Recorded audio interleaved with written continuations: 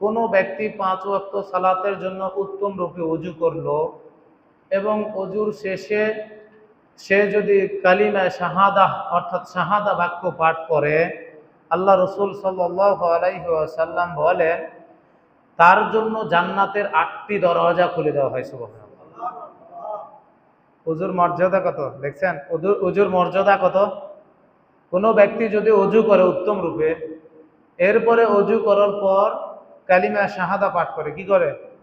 কালিমা শাহাদা পাঠ করে, তো আল্লাহ রসুল বলেন তার জন্য জান্নাতের 8টি দরওয়াজা খুলে দেওয়া হয়। সুবহানাল্লাহ। মানে সে যে কোনো দরজাতে জান্নাতে কি করতে পারবে? প্রবেশ করতে পারবে। আল্লাহ সুবহানাহু ওয়া তাআলা আমাদেরকে উত্তম রূপে ওযু করার তৌফিক দান করুন। আজকে আলোচনার প্রথমে কথা বলতে চাচ্ছি সালাতের ওয়াক্ত সম্পর্কে। সালাতের ওয়াক্ত কোনটা, আমরা কোন সময় সালাত আদায় করব? আল্লাহ সুবহানাহু ওয়া তাআলা বলছেন যে মুমিনরা সালাত আদায় করবে নির্দিষ্ট সময়ে। কোন সময়ে? আল্লাহ তাআলা সূরা মাউনের মধ্যে বলছেন আল্লাযীনা হুম আন সালাতিহিম সাহুন আল্লাযীনা হুম ইরাউন।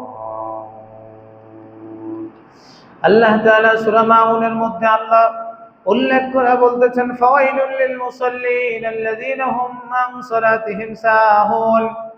দুর্ভোগ ওই সকল নামাজীদের জন্য যারা তাদের নামাজের বিষয়ে উদাসীন অথবা অক্তমতো সালাত আদায় করে না। কি করে না? অক্তমতো সালাত আদায় করে না, নামাজ পড়ে না, নামাজের সময় চলে যাচ্ছে কিন্তু সালাত আদায় করে না, অথবা অক্ত শেষ হয়ে যাওয়ার পরে সে যাচ্ছে। এই নামাজের বিষয়ে, এই নামাজীদের বিষয়ে আল্লাহ বলছেন দুর্ভোগ ওই সকল নামাজীদের বিষয়ে জন্য যারা কি করে, তাদের সালাতগুলো অক্তমতো আদায় করে না, যারা তাদের সালাতগুলোর কি পাবন্দি করে না, যারা তারা সালাতগুলো কি সময় মতো খেয়াল মতো কি আদায় করে না, এই সকল ব্যক্তিদের জন্য, নামাজীদের জন্য দুর্ভোগ। এজন্য আমাদের কি খুবই জরুরি এবং গুরুত্বপূর্ণ নামাজের জন্য একটা অংশ হচ্ছে ওয়াক্ত নির্ধারণ করা। কি করা? ওয়াক্ত নির্ধারণ করা। সুনানে আত-তিরমিজি কিতাবুস সালাহ অর্থাৎ সালাত অধ্যায়ের প্রথম হাদিস, কিতাবুস সালাহ এর প্রথম হাদিস, এই একটাই হাদিস বলবো ওয়াক্তের বিষয়ে, তাহলে আমাদের ওয়াক্ত সম্পর্কে আর কোনো কিছু কি দ্বিধা থাকবে না।